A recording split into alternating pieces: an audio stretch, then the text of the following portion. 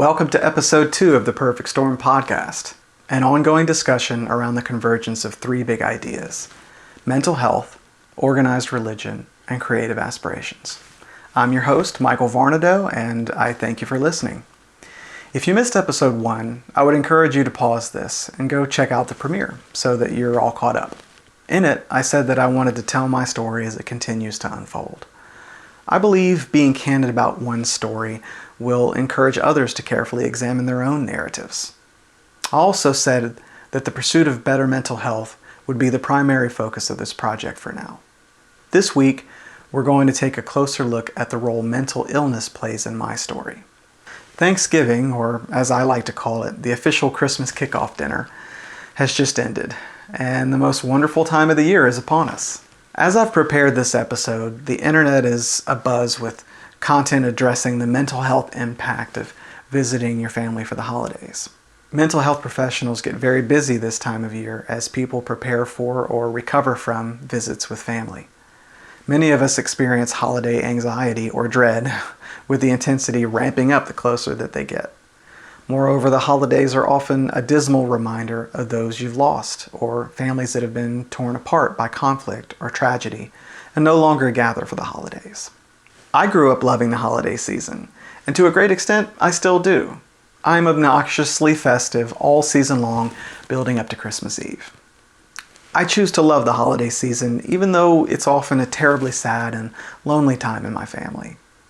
When the culmination of the holiday season finally arrives, and the stockings are hung by the chimney with care, it's no longer a glorious gathering of family members from all over the country. The last couple of days of the season are strikingly mundane in my household. By that time, I've been celebrating Christmas together with my wife and daughter all season. So I really struggle with how to make the finale feel special without a large family gathering. If you're like me, you can trace your mental health issues back to your family of origin, to the household in which you grew up, and your primary caregivers. Celebrating the holidays with family will most likely put you back into the same setting with the same cast of characters from your painful childhood story.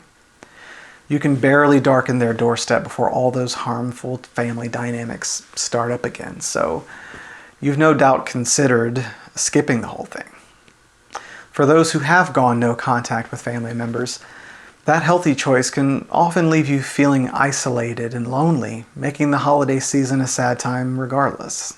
If my family is so dysfunctional and toxic, why am I so nostalgic about those holiday gatherings during my childhood? Why can't it be enough that I get to hang out with my wife and daughter on Christmas Eve and wake up together with them on Christmas morning? Why do I feel like the holiday isn't complete without a big party and lots of out-of-town guests? Today I want to give you a summary of my struggle with mental illness. Whew, this is going to be hard.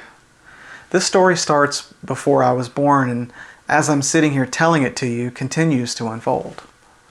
Many of the topics I'll skim over today are highly charged and must be explored in detail in future episodes. Please remember to click the subscribe button and ring the notifications bell so that you never miss an episode of the Perfect Storm podcast. I believe there are a lot of parallels between mental illness and hearing loss. There are all sorts of ways someone could experience hearing loss. One of the only preventable causes is exposure to harmful sound pressure. Anyone who works in a loud environment has no doubt been lectured endlessly on the risk of hearing loss resulting from exposure. Sound pressure levels are measured in decibels, and there are charts that break down the formula for SPL exposure. In a nutshell, it's a ratio of the decibel level at the source, one's proximity to the source, and the duration of your exposure at a given proximity. There's a certain amount of time you can spend standing 10 feet away from someone operating a chainsaw before you begin to suffer hearing loss. This can be mitigated with personal protective equipment such as earmuffs, but you're always at risk when you're too close to something harmful. As I've mentioned, I've never received an official diagnosis of mental illness.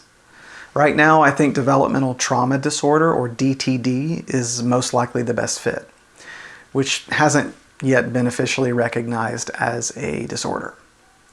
If DTD didn't exist, I would think that complex PTSD would be a runner-up due to its emphasis on prolonged and repeated trauma. I'll leave a link to the wiki for complex PTSD in the description. There are certainly some challenges to having a condition that people aren't familiar with, but it doesn't appear to be holding me back at the moment. If anything, I've already overcome the biggest challenge, which is to recognize that my problems center on adverse childhood experiences and their impact on my psychology and brain development, rather than a mere chemical imbalance. The term adverse childhood experience, or ACE, comes from something called the ACE study conducted by the CDC and Kaiser Permanente in San Diego to identify childhood experiences of abuse and neglect. And I'll leave links to an example ACE questionnaire and a relevant TED Talk by a pediatrician in the description. In the TED Talk, Dr. Nadine Burke Harris discusses her observations on ACE, brain development in children, and overall health in adults. My trauma specialist gave me an ACE questionnaire not long after I started treatment earlier this year. Not surprisingly, I scored pretty high, meaning I had a high incidence of adverse childhood experiences. She also had me complete a genogram, which is a lot like a family tree, except it's color-coded to indicate the psychological dynamics between family members. I think it's presented as a way to identify hereditary patterns, which is a biological component, but it can also be very useful in identifying environmental factors, such as patterns of toxicity that would have led to adverse childhood experiences. Basically, to be human means to be caught up in this cycle of passing down what you experience. If your primary caregivers during childhood abuse or neglect you, or maintain improper boundaries with you, or live out a terrible example before you, it's extremely likely that you'll do the same with your children unless you work very diligently to break the cycle. You break the cycle by facing the truth of your troubled upbringing with the help of a qualified mental health professional. You arm yourself with knowledge. You learn what is healthy and what is not. You learn how your troubled home life affected you. You identify how you may have adapted to an unhealthy situation and assess whether this adaptation is still serving you. If it no longer serves you, you learn to let it go and replace it with something better. You learn about neurology and self-care. You rewire your brain, change your lifestyle and your outlook. At least that's the way it's going for me, and I imagine there are many universals in how I experience healing, or I wouldn't be sharing this with you. I didn't need to complete a genogram to know I was born into a dysfunctional household, or that none of my other relatives were particularly well adjusted. Still, it's a useful tool that my trauma specialist refers to during almost every session. My entire extended family was fraught with mental illness or behavior indicative thereof. Diagnosed schizophrenia, dissociative and various other personality disorders, narcissism, pedophilia, violence, criminal activity, imprisonment, suicide, depression, OCD, PTSD, ADHD, alcoholism, drug abuse and other forms of addiction, anger management, domestic abuse, chronic infidelity, divorce, estrangement from children, hoarding, learning disabilities. When my sister and I were kids, to our eyes, our relatives seemed affectionate and close. As we grew up, we watched those seemingly warm relationships transform into something unrecognizable and horrifying. It's hard to say whether those family relationships were ever actually good, or if this was simply a slow reveal of their true nature, or merely a change in perspective on our part. My adverse childhood experiences could be placed into some broad categories. I have endless examples of all these types of trauma and neglect, but for the sake of brevity, I'll skim over a few examples. For one, parental abuse. So me showing up at preschool with bruises all over my face, put there by my own father. Or parental neglect and marginalization, where my personal hygiene was neglected so badly that at one point in elementary school, I developed dark, grimy stains around my neck from not bathing properly. Then there are parental boundary issues. When I was a young boy riding around town with my dad, he would hit on women in front of me and then coach me on how to lie to my mother about where we'd been or what we'd done that day. There was also a lot of just traumatic situations that took place outside of the home, including multiple kidnapping attempts and violent assaults by strangers in public. Finally, there has been a pervasive problem of financial hardship, but in order to talk about money, I'd like to introduce a term. Creeping normality is defined as the way a major change can be accepted as a normal situation if it happens slowly through unnoticeable increments of change. The change could otherwise be regarded as objectionable if it took place in a single step or a short period.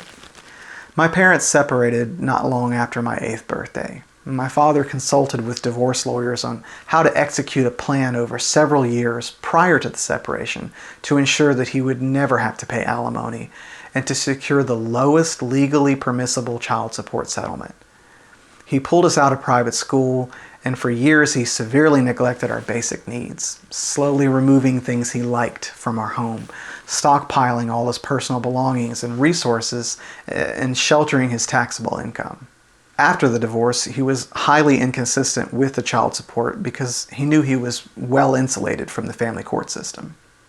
The dysfunction that defined my childhood was mirrored in my adult life. By then it was just running on autopilot. However, adulthood opened up a whole new world of possibilities in terms of how bad things could get. As an adult, my metabolism immediately took a hit, and I gained a lot of belly fat just out of nowhere. Being legally an adult, I could get sued over a fender bender regardless of whether I was at fault, and I did. I could enter into legally binding contracts and borrow money that I couldn't afford to pay back. As an 18-year-old man looking to meet women, all of a sudden it mattered whether or not I was in college, gainfully employed, and whether I had as much to offer as someone 5, 10, or 20 years older than me. Suddenly there were all kinds of expectations on me that weren't there before. The weight of it all bore down on me terribly. By the time I was 25, I was suffering across every observable metric. Having used food as a coping mechanism for many years, I was in poor physical health, bordering on obesity. I'd never moved out of my mother's home after high school. I'd dropped out of college twice already. Untethered from the structure of student life, I had become aimless. By 25, I'd worked entry-level jobs for over a decade, and I was tens of thousands of dollars in debt. I had a long history of strained interpersonal relationships and hadn't been in a long-term romantic relationship in 6 years. My creative aspirations were going nowhere. My involvement in ministry at my church was going nowhere. My life was going nowhere. I'd been miserable for as long as I could remember. I'd looked to God for answers, but found only more existential questions. Up to that point, I just tried to white-knuckle it, unable to properly assess the impact of past trauma or parental neglect. I'd often examine the varying levels of adversity faced by people around me, wondering why I did better than some or worse than others. Throughout my teens and the 20 or so years of adulthood that have followed, I've made the mistake of evaluating my life by a pretty narrow scorecard. It's the same rating system most people probably use to assess how they're doing in life. For example, how am I doing physically, financially, academically, socially, romantically, and professionally? The way I always saw it, if these things were going well, then I could be mentally healthy. If my circumstances all fell into place the right way, then I could be confident, happy, and whole. You can probably see where I'm going with this. I've had it completely backward the whole time. All of the truly good things in your life flow out of a healthy mental core. You should focus on maintaining your mental health above all other things, and let that dictate your priorities, how you manage your time, and how you treat yourself and others, and what you pursue in life. A few months after my 25th birthday, I reconnected with a friend from high school who was pursuing a career as a recording artist. As I said in episode 1, this is when I started freelancing as a musician on a regular basis. That summer we went on tour, an experience that unexpectedly drove me to my breaking point. There was much interpersonal conflict that I was not expecting. And when I returned home from the tour, I finally decided I'd had enough of waiting for God to heal me, and I reached out for professional help. First place I turned to for counseling was a good fit, for which I'm still grateful. I know that's not typical. I saw my counselor on a weekly basis for the most part, over a period of approximately 18 months. My love life was my primary concern, a close second being my struggling social life. I vented a lot to my first counselor, told a lot of stories. Honestly, it's a bit of a blur. I did a lot of work outside of counseling to improve my life as well. I lost a lot of weight and improved my financial situation. While in counseling, I met the woman I was going to marry. Once I felt like I'd had a real breakthrough, I gradually tapered, then discontinued treatment. I didn't have the proper perspective on my life at that time. Otherwise, I would have continued counseling and tried to get to the root of my issues. My counselor certainly steered me toward that via working on my relationship with my dad. And that was the right thing to do, but like I said, I wasn't ready because my focus was elsewhere. From there, my life took on a momentum that made it very difficult to focus on mental health. I got married at 28 and would go on to face marital issues, career changes, parenthood, financial crisis, health scares, a permanent break from organized religion, and just tremendous upheaval as I progressed through my 30s. For the first several years of my marriage, I continued working full-time as a freelance musician. About 18 months in, I had a fateful encounter with a man that forever changed the course of my life. Larry, we'll call him, and his much younger wife had been big fish in the local cover band scene during the 90s. I wasn't in the scene at that time. I never saw them during their heyday. Larry and I had some mutual friends, which led to a couple of forgettable introductions during the hiatus years that followed. Fast forward to 2009, I'm a working musician looking for used gear on eBay, and I stumble upon one of Larry's listings.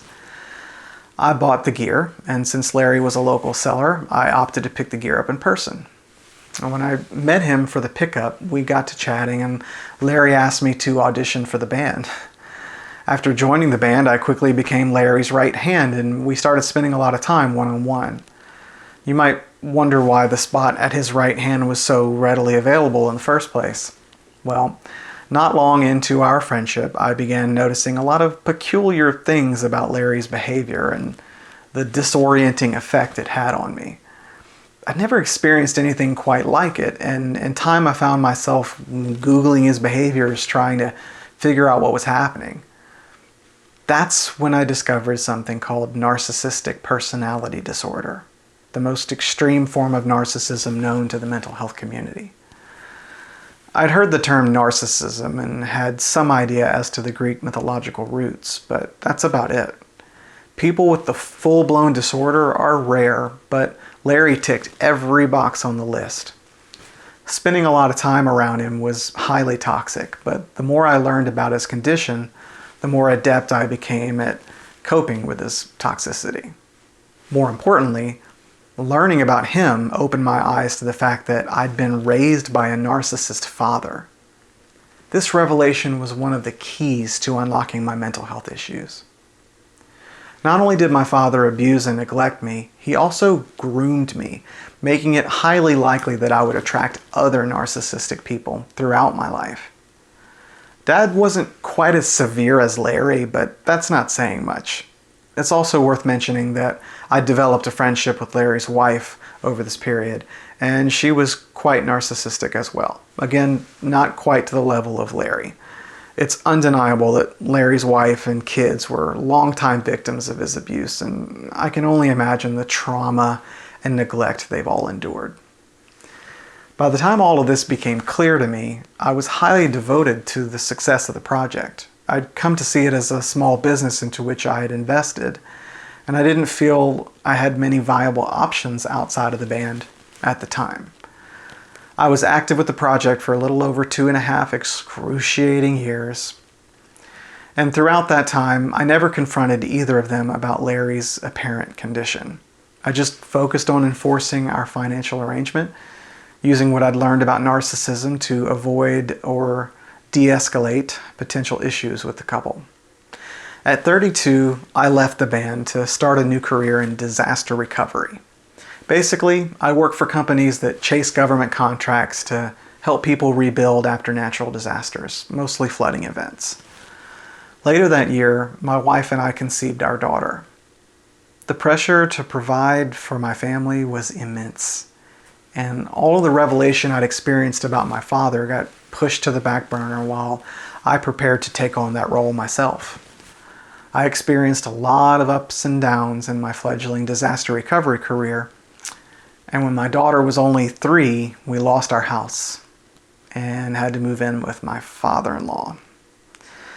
The living situation there brought our already troubled marriage to our breaking point. On our 8-year anniversary, once we finally hit rock bottom, we started seeing a marriage counselor. This got off to a good start, but the counselor suggested that I also needed to see a trauma specialist. She gave me a few recommendations, but before I could make my first appointment, there was a catastrophic weather event in South Louisiana where we live. The flood was an incredible opportunity to get back on my feet again financially, but required that I work 12 to 14-hour days, 7 days a week for a good long stretch. The influx of cash really helped to mitigate the circumstances that had driven us into marriage counseling, and once again, for the second time in my life, I walked away from therapy before the real work could begin. In the spring of 2018, while working the long-term recovery program from the flood, I read Jordan Peterson's book, 12 Rules for Life. A few months later, I quietly declared that 2019 would be my mental health year. I would prioritize my mental health over any other non-essential aspects of my life and do whatever it took to get healthy. I knew I needed to create a stable and safe environment in which I could focus on my mental health. I had to make sacrifices, like making less money and putting my career on autopilot. I quit chasing project work and settled into a company that could provide steady employment and benefits. I also knew that I wanted to document my story and share it with others who may need help getting started. This is when I started developing what would eventually become the Perfect Storm podcast. In order to keep today's episode to a manageable runtime, I had to cut a tremendous amount of detail and just sort of skim over things. I really don't like doing that. If it were me, every podcast would be an installment of The Lord of the Rings, but I'm trying to stick to a runtime of around 20 minutes. I hope that hearing my story has been validating for you and your own story. I hope that you're more curious now about what could lie in store for you if you pursue better mental health. I hope you have a better understanding of where I'm coming from and perhaps feel a connection as a fellow trauma survivor. If you're listening to this, you are more resilient than you even realize. In episode 3, we'll look closer at the role organized religion plays in my story. I've got a fun surprise planned for that episode, so don't miss it.